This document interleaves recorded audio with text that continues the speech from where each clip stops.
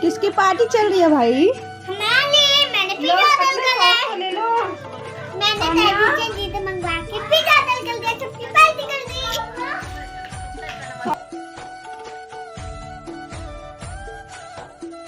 Hello friends, Radhe Radhe. कैसे हैं आप सभी? आई होप आप सभी अच्छे होंगे, स्वस्थ होंगे और मस्त होंगे।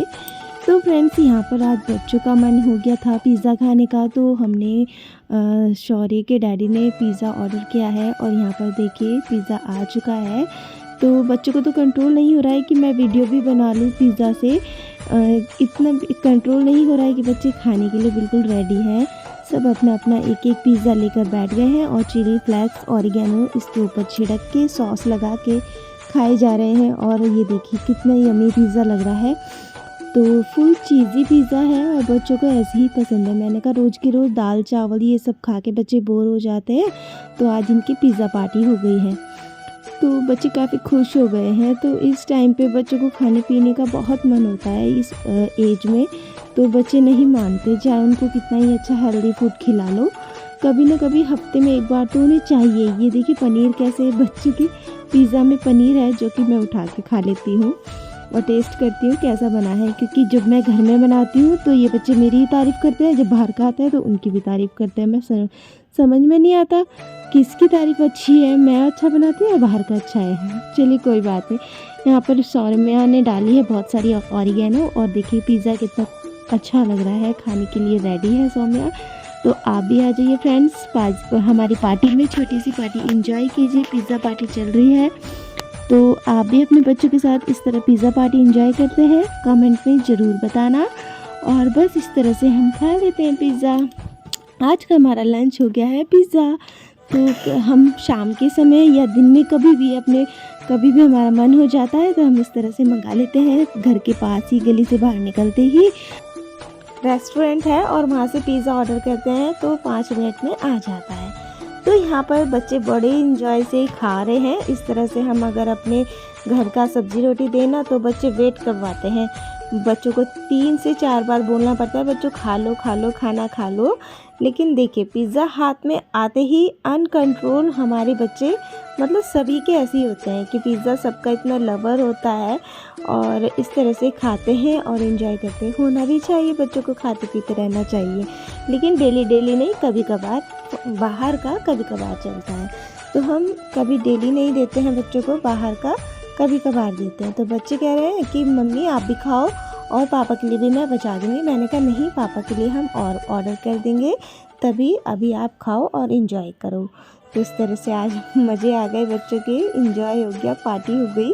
तो चलिए बच्चे खा लेते हैं पिज़्ज़ा और आप भी आ जाइए फ्रेंड्स। लीजिए, मैंने भी खा लिया है, सब ने खा लिया है। तो इस तरह से हमने एंजॉय किया आज का दिन। और बस यहाँ पर हमने सुखाए थे काफ़ी सारे गेहूँ और धूप में, तो बंदर काफ़ी बार आकर परेशान कर रहे थे। गेहूँ खाने लगे थे, मतलब वो खाते कम हैं और गिराते ज़्यादा हैं, इधर से उधर फैला देते हैं छत में। तो हमने कहा चलिए इनको साफ़ करके हाथ के हाथ हम एक कट्टे में भर लेते हैं और उसको पिसाने के लिए दे देंगे।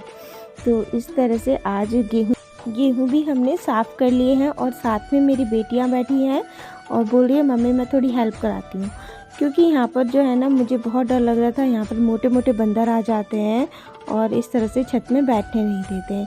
तो तीनों हम कर रहे हैं, तो वो भी इसमें से जो भी बची कुची मिट्टी है वो निकाल दे रही है। हमने वैसे तो गेहूँ धुले हैं, अच्छे से वॉश करके ही सुखाए हैं, लेकिन इसमें थोड़ी बहुत मिट्टी जो मोटी हो जाती है ना वो रह जाती है, तो उसके कारण हमें इनको फिर से साफ़ करना होता है सूखने के बाद।